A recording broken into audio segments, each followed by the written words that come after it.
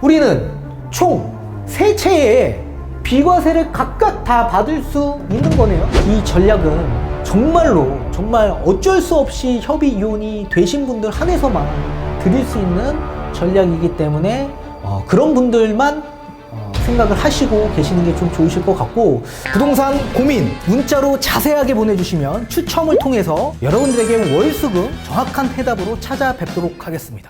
뒷번호 9991님께서 보내주신 부동산 고민입니다. 항상 매일 영상 보고 있는 의료계 종사자입니다. 지금 보유하고 있는 아파트는 총 3채입니다. 13년도에 반포 리츠에, 16년도 청담 자이, 19년도 인덕원 엘센트로 이렇게 제 명의로 되어 있어 종부세가 너무 많이 나와 도저히 부담되어 어떻게 해야 될지 모르겠네요. 애가 어려 증여도 어렵고 애엄마는 이혼이라도 하자 하는데 그렇게 해야 하는지도 고민입니다. 비과세 받을 수 있는 방법은 아예 없을까요? 저의 깊은 고뇌를 이경민 대표님과 함께 나누고 싶습니다. 시간 내어 정중히 찾아뵙겠습니다 라고 해주셨습니다. 전문가님 답변 부탁드리겠습니다. 네, 일단 답변부터 드리도록 하겠습니다. 우리 구독자님은 초고가주택 3주택자로서 사실 어떤 주택을 먼저 매도하든지 간에 무조건 양도세 중과를 받고 매도할 수밖에 없습니다. 자, 그렇지만 3주택 전부 다 양도세 비과세를 받고 매도할 수 있는 조건은 있기는 있습니다. 그 조건은 이혼입니다. 이혼. 우리 구독자님 실사정은 제가 알 길이 없습니다. 문자 사연에 이혼에 대해 얘기를 하셨는데 사실 가정사를 제가 알 길이 없기 때문에 제가 여기서 무조건 이렇게 해라 저렇게 해라 말씀드리기 어렵습니다. 따라서 제가 지금 오늘 드리는 얘기는 이혼이 만약에 조세 회피 목적이 아닌 정말 부부간의 협의 이혼이 진행이 되고 있거나 생각을 하고 있다면 제가 뒤에 가서 판소리를 통해 말씀드리는 그런 조건이 아마 충족이 되신다면 비과세를 받고 매도하실 수가 있는 조건이 나오고요. 근데 반대로 조세 회피 목적으로 정말 그냥 가장 이혼을 생각하고 있으시다라고 한다면 제가 드리는 조건, 그 조건을 활용하시는 건 저는 좀 반대 의견을 좀 드리고 싶습니다. 사실 지금 우리 구독자님 뿐만 아니라 토요일도 지금 부부간에 이런 여러 가지 이혼을 생각하고 오신 분이 있으셨어요. 그 분들 뿐만 아니라 정말 대면 상담하면 이런 협의 이혼뿐만 아니라 정말 가장 이혼을 생각하고 오시는 분도 굉장히 많거든요. 그 이유가 사실 세금적인 부담을 좀 절세하기 위한 목적인 거죠. 그분들 뿐만 아니라 신혼부부 굉장히 많이 옵니다. 근데 전부 다 혼인신고 안 해요. 그 이유가 세금적인 목적 때문에 그래요.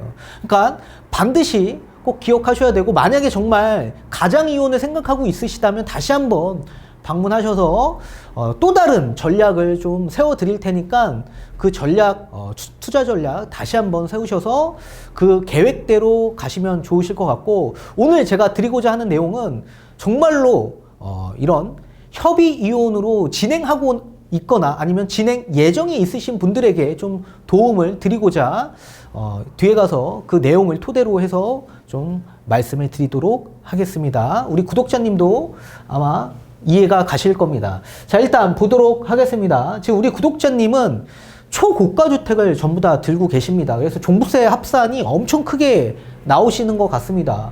그러니까 본인 명의로 하기 때문에 이렇게 종부세 굉장히 많이 나오는 겁니다.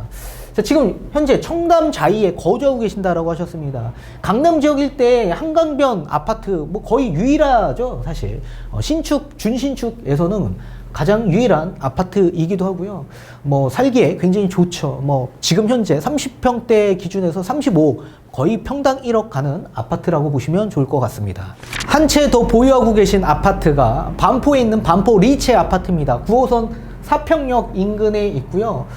학군이나 학원가가 밀집되어 있는 지역이다 보니까 살기에 굉장히 좋은 지역이죠. 여기 보시면 반포 자이와 맞물려 있고, 이 반포 일대에 거의 대장급에 속해 있는 아파트라고 보시면 좋을 것 같습니다. 이 또한 35억 정도 하는 아파트입니다. 그리고 마지막으로 보유하고 계시는 아파트가 인덕원역 인근에 있는 엘센트로 프루지오 아파트입니다. 의왕과 거의 안양 일대에서 대장급 아파트에 속해 있고요. 이 아파트 지금 16억대 정도의 가격 형성이 되어 있는 아파트입니다. 따라서 우리 구독자님은 지금 현재 15억이 다 전부 다 초과되는 아파트를 보유하고 있기 때문에 종부세가 엄청 나오실 거라고 생각합니다. 거기에 따른 부담이 엄청 크기 때문에 아마 매도를 생각하고 있으신데 이 매도를 좀 양도 차익이 크기 때문에 잘 처분을 할 생각으로 있으신 것 같습니다. 거기에 따른 답변을 해드리도록 하겠습니다. 우선 A라는 아파트가 있는데 이게 반포 리체 아파트죠. 이 반포에 있는 아파트 취득 연도를 보니까 2013년도에 취득을 하셨다라고 하셨습니다. 그리고 또 한 채를 보유하고 계시죠. 이 한 채는 B라는 아파트라고 지칭을 하고 의왕에 있는 엘센트로 아파트라고 합니다. 이 아파트는 2019년도에 취득을 하셨다라고 하셨습니다. 그리고 마지막으로 또 한 채가 더 있으시죠. C라는 아파트가 있는데 여기는 청담 자이 아파트를 현재 거주하고 있다라고 하셨습니다. 이 청담 자이는 2016년도에 취득을 하셨다라고 하셨습니다. 자, 이렇게 3주택자로서 사실 초고가 주택이다 보니 공시가격 합산액이 엄청나게 크기 때문에 종부세에 대한 부담이 엄청 클 수밖에 없습니다. 따라서 이렇게 자산의 총량을 지금까지 많이 늘리셨다면 이제는 자본의 총량을 좀 늘리셔야 될 시기이기 때문에 재산을 잘 처분하시는 게 목적이 될 수밖에 없겠죠. 제가 앞전에 얘기한 것처럼 우리 구독자님 사연을 정확하게 제가 모르기 때문에 만약에 정말로 조세회피 목적이 아닌 협의 이혼이 진행되거나 진행 생각이 있으시다라고 한다면 지금 제가 드리는 조건이 충족이 된다면 각각 비과세를 받고 매도가 가능하실 겁니다. 우리 이혼에 있어서 공동으로 이룬 공동재산을 각각 배우자와 나눠 갖는데요. 총 3가지로 구분 지을 수 있습니다. 첫 번째는 이 재산분할 청구권이 이용돼서 각각 재산을 협의하에 재산이 분할되는 겁니다. 그리고 두 번째는 이렇게 협의 이혼이 진행되지 않을 경우에 이제 판결까지 가겠죠. 그렇게 해서 위자료 청구로 재산을 받을 경우가 있을 수 있고요. 또는 재산분할 협의하기 이전에 배우자가 재산분할 해준다라고 해놓고 나중에 이혼 판결 나서 재산분할 안 해주는 경우도 있지 않겠습니까? 따라서 미리 사전 증여하는 경우도 있습니다. 이혼하기 전에. 총 이렇게 크게 보자면 3가지로 나눠볼 수가 있는데요. 자, 그러면 세금적인 부분에서 증여세를 한번 볼까요? 증여세는 재산 분할에 있어서 증여세는 나오지가 않습니다. 부부는 하나의 공동체로서 모든 재산을 전부 다 공동재산으로 보기 때문에 증여로 보지 않는다라고 합니다. 민법상. 따라서 증여세는 나오지 않는 상황이고요. 그리고 위자료로 만약에 받을 경우에도요. 증여세는 나오지가 않습니다. 위자료 같은 경우에는 여러 가지 정신적인 이런 보상을 받기 위한 목적이기 때문에 증여세로 나오지가 않는다라고 하고 있고요. 근데 사전 증여로 받을 경우에 당연히 증여세를 내고 미리 증여를 받을 수밖에 없겠죠. 또 여기에 증여세뿐만 아니라 양도세가 또 있을 겁니다. 이 양도세 같은 경우에도 마찬가지 하나의 부부는 공동체로서 공동재산이기 때문에 양도하는 게 아닌 걸로 보여지는 겁니다. 근데 위자료 같은 경우에는 양도세로 봅니다. 양도세. 그리고 사전증여도 마찬가지 양도세를 냅니다. 또 여기에 증여할 때 증여 취득세도 내죠.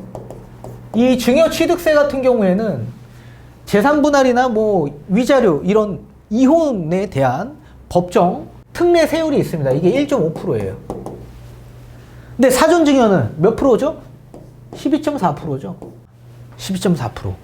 다주택자로서 공시가격 3억이 넘어가니 12.4%를 내면서 증여 취득세를 내면서 사전증여를 미리 받는 겁니다. 이런 분들 굉장히 많으실 거예요. 배우자가 진짜 믿을 만한 사람이 아니야.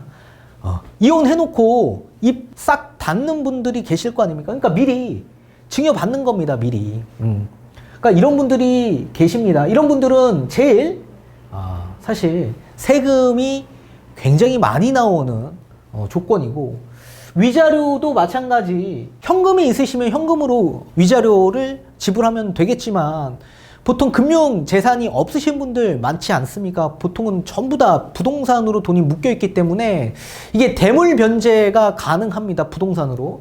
따라서 현금이 없으니까 위자료를 그냥 부동산으로 주시는 분들이 계실 겁니다. 이런 분들은 어쩔 수 없이 무조건 양도세가 발생이 된다. 따라서 지금 우리한테는 가장 이로운 건 뭐죠?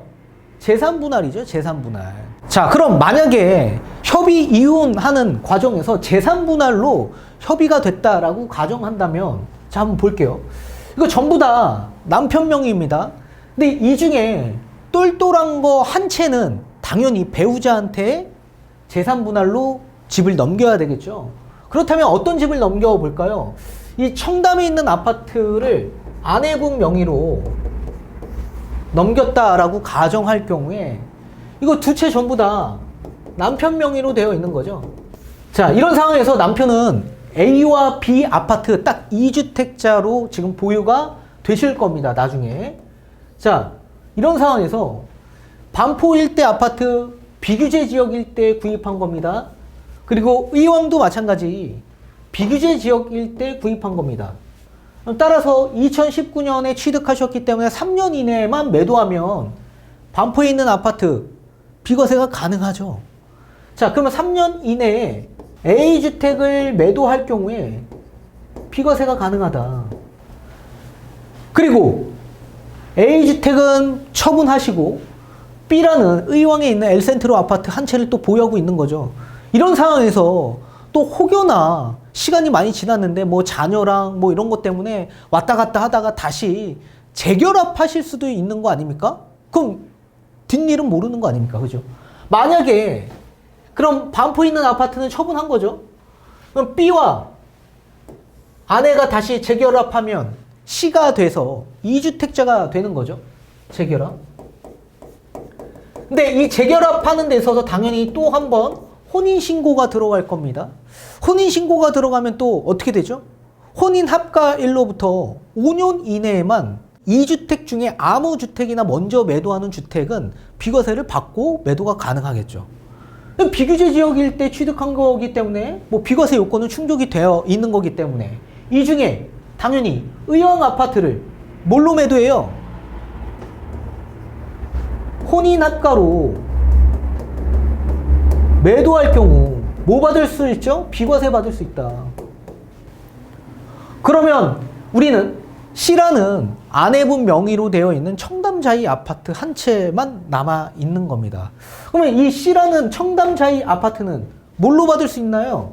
1세대 1주택. 비과세를 받고 매도가 가능하겠죠? 자, 이혼도 마찬가지 증여처럼 재산 분할 받은 시점에서부터 5년 이내에 매도할 경우에 2월 과세가 됩니다. 근데 우리는 뭐예요? 원래 비과세잖아. 비과세는 2월 과세가 적용이 되지 않기 때문에 상관이 없습니다. 그리고 청담자이 아파트는 재산 분할 받았잖아요. 재산 분할이 받았다라고 하더라도 재산 분할 받은 시점에서부터 보유 요건과 거주 요건이 기산되는 게 아닙니다. 부부는 뭐라 그랬죠? 애시당초 하나의 공동체라고 했죠. 그럼 따라서 공동 자산이었기 때문에 남편이 취득한 시점에서부터 보유 기간이 산정되는 거예요. 그럼 따라서 2016년에 취득한 거기 때문에 2016년도에 보유 요건과 거주 요건을 기산해서 장기 보유 특별공제 혜택을 다 받으실 수가 있는 겁니다.